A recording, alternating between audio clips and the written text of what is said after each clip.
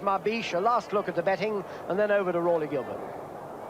Favourite, Favorite 7-2, Royal Heroine 10-1, Habibti also at 10s, Ski Sailing 11-1 from 10-1, Shoreline 12-1, and 20's Barthos.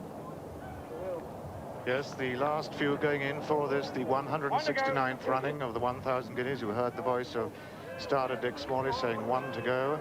And that one, here she is, the complete outsider, having drifted from 200 to more than double those odds, 500-1. She is now a chorus prediction, the Mount of Ian Jenkinson. Two trainers doubly represented in this, Michael Stout and Ray Lang. That looks like it. They go, and it's the first to show, breaking out very fast, was Crime of Passion. It's Crime of Passion, the early leader, from in second place La Grigia. Right behind these two, towards the outside, comes Annie Edge. Also in the leading group is a chorus prediction, and then comes Flamenco. Right up there now is Rare Roberta. They've gone a furlong and a half in the 1,000 guineas, and Crime of Passion continues to make it from a chorus prediction. Annie Edge over on the far side between those two horses is Rare Roberta. Then on the near side with a nose bang comes Flamenco. They've completed 2.5 furlongs, and then Habibti and Shoreline together.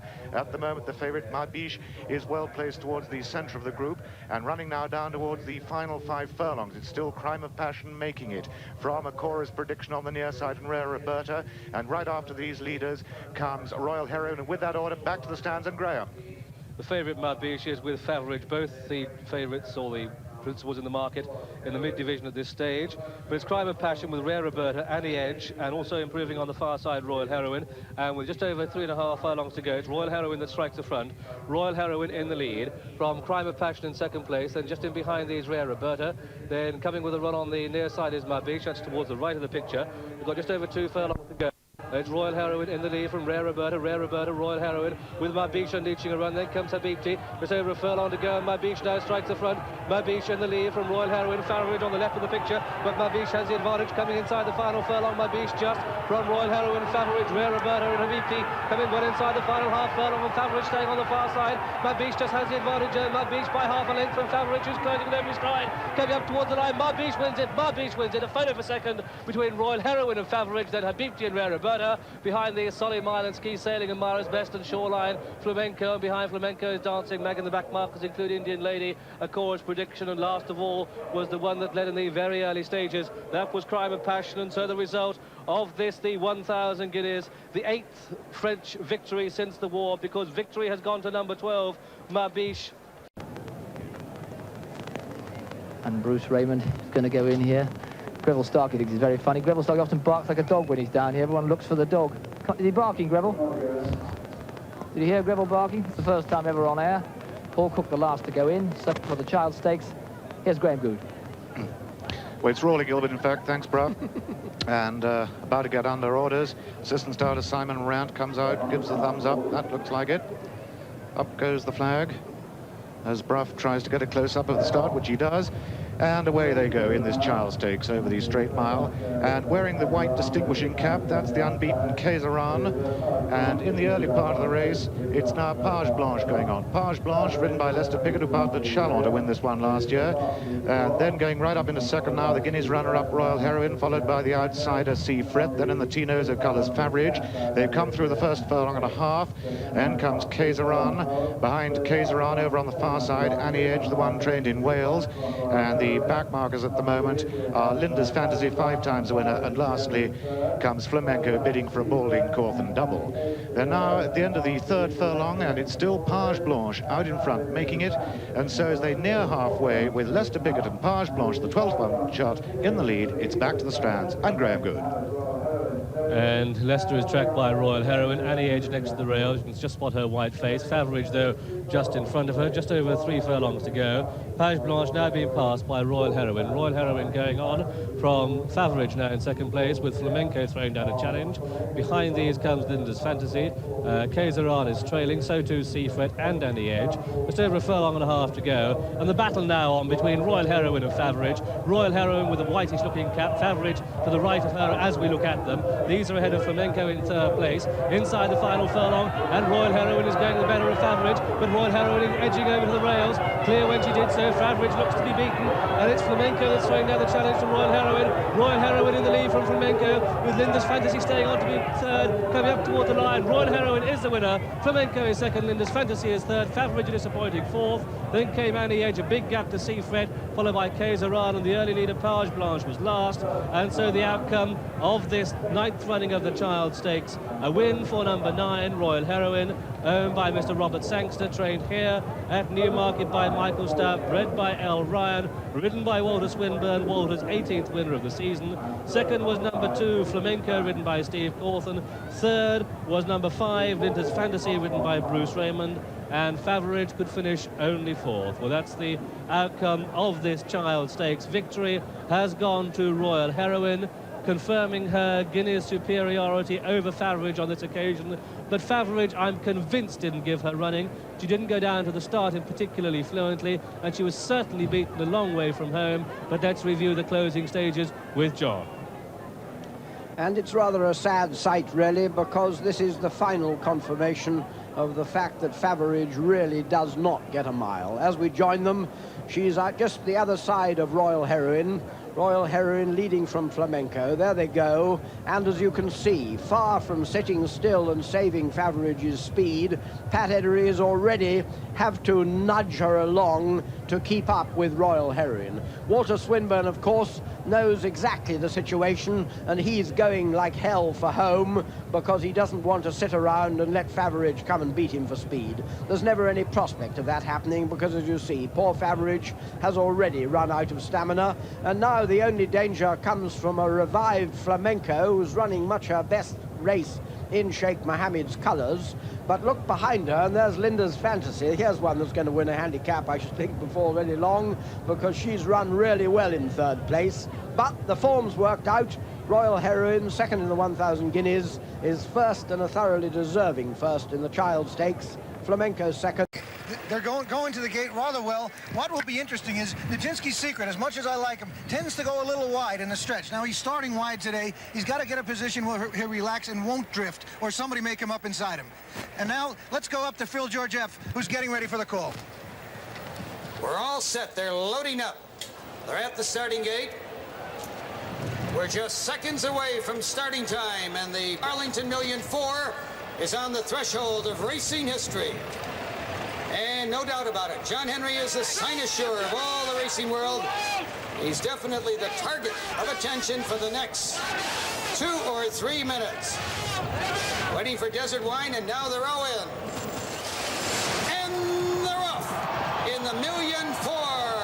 Royal Heroine, the filly down along the rail, going to the lead. Jack Slade is there, way on the outside. Here comes Desert Wine, passing the Sanzao. Nijinsky's Secret moves between horses. Royal Heroine down along the rail. Royal Heroine, 3 parts of a length. Nijinsky's Secret right there, second by 2. Desert Wine third. John Henry fourth. To the outside, Hot Touch in 5th, Ahar in 6th, Muscatite. Racing 7, Majesty's Prince in 8, Crystal Glitters. Down along the rail, 9th, Mourjan. Skimming the rail in 10th. Then it's Jack Slade 11th, and the gray horse, Gato del Sol, trails the field. About 7 furlongs to go. Royal Heroine bouncing along with that 1-length lead. Nijinsky's Secret right on her heels, second length. John Henry saving ground in 3rd, Muscatite. Between horses now in 4th, Desert Wine out there 5th by 2.5 lengths. Then it is Hot Touch in 6th, Majesty's Prince to the outside, 7 to Hard down along the rail, racing now in 8th. They head up the back stretch. Royal Heroine commands the race with that 1-length lead. Still right there, second, Nijinsky's Secret. Coming on again, John Henry down along the rail in 3rd. Muscatite racing 4th, Hot Touch joins the leaders on the inside now in 5th, followed by Mahar. John Henry like a bullet. John Henry now taking command. Royal Heroine down along the rail in 2nd. Nijinsky's Secret is 3rd. But here he is, a living legend. John Henry by 2 on the wire. Royal Heroine 2nd. Awfully close for 3rd. It could have been Gato del Sol. On the turf, and here are the horses to watch. The last time we visited with international sportsman Robert Sangster, he was telling us about the colt he had paid $8 million for, didn't want to pay it because he had a bad foot. Well, Robert doesn't mind paying every cent of the bills on Royal Heroine. A grand filly set the pace in the Arlington Million, Only John Henry beat her, and as we all know, there's no John here today.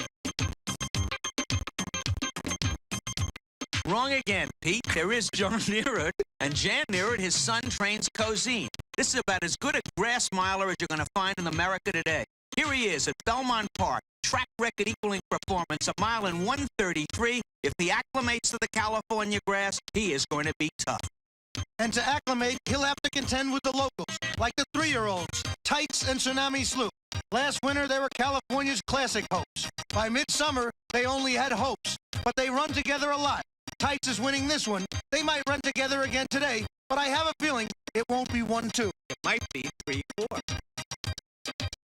3 for 3, Cozine and Lear Fan, they say. And let's look at the current odds.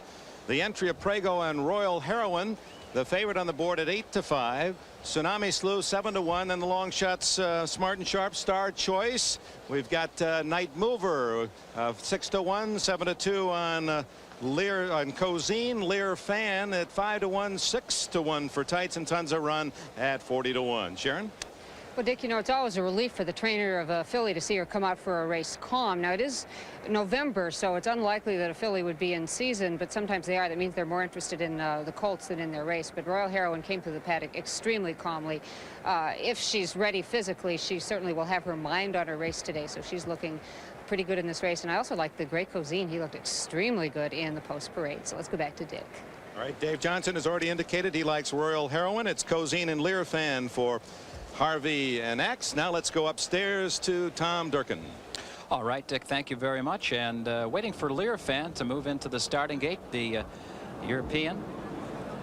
And Lear Fan, of course, that's a very confining and claustrophobic space in the starting gate for a horse. And quite honestly, some of them have a fear of that space. And so the assistant starters will do their best to calm down the horse, and the jockey will do his best. And we're having a real problem with Lear Fan. Now you can hear some of the assistant starters, I believe, talking back. Now Robin is out at the starting gate. Robin, what's going on? Yes, Lear Fan's acting up a little bit out here, but we'll have to remember it's the first time he's raced in this country, so it's not familiar. Now he's in. Sometimes you just have to give them a little bit of time. They calm down. And what the assistant starter did there, one of the tricks of the trade, he put a blindfold on Lear Fan. Couldn't see the gate, wasn't afraid of it. We're waiting for Prego and Royal Heroine.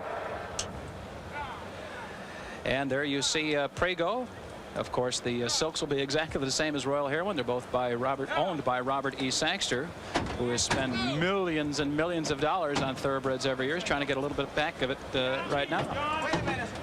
They're in the gate.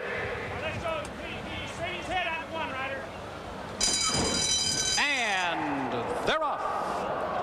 Smart and Sharp is hustled out to get to the lead. Put to the whip, and Smart and Sharp dashes clear from the field by 2 lengths. And there goes Tsunami Slew now. He's up to dispute the early pace from second, and Cozine came away third on the outside. Star Choice toward the inside is fourth. Royal Heroine is now fifth on the outside. Tights is racing in sixth. Lear Fan on the outside now begins to move up from seventh. And it's Night Mover saving ground all the way, but he's back in 8th position, followed by Tons of Run, now 9th by 3, and Prego is the trailer as the field begins their run up the backstretch. Smart and Sharp breezing along with the 2.5 length lead. Tsunami Slew is giving chase. Cozine is poised for the final furlongs on the outside third as Star Choice moves through on the inside from fourth. There goes Lear Fan.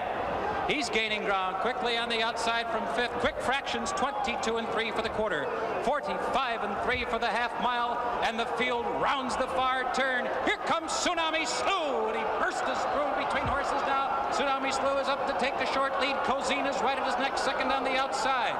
Smart and Sharp right there toward the inside is racing in third position. Star Choice behind the wall of horses is now racing in fourth. The filly Royal Heroine is making her run now on the outside, and Lear Fan has dropped back.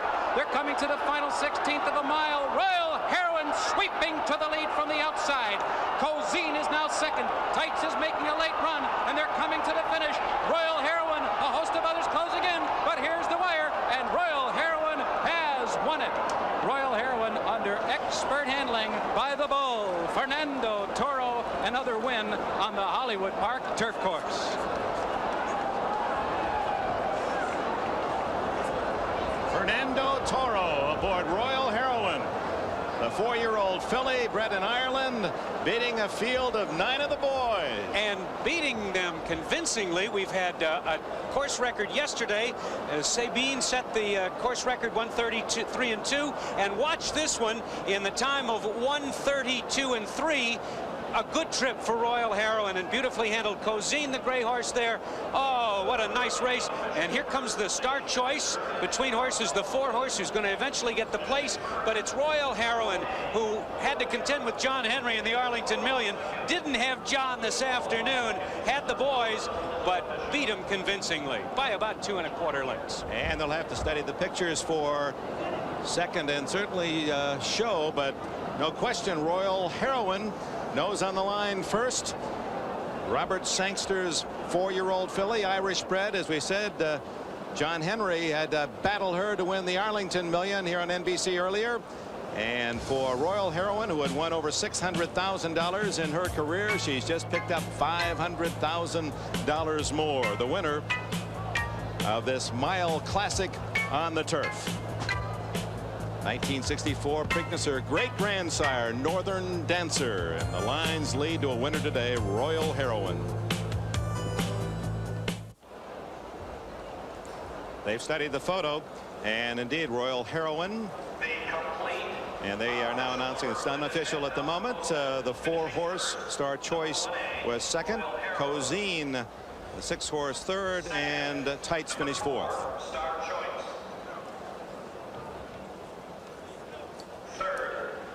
A beautiful start, except for Prego, who got away quite badly. But here's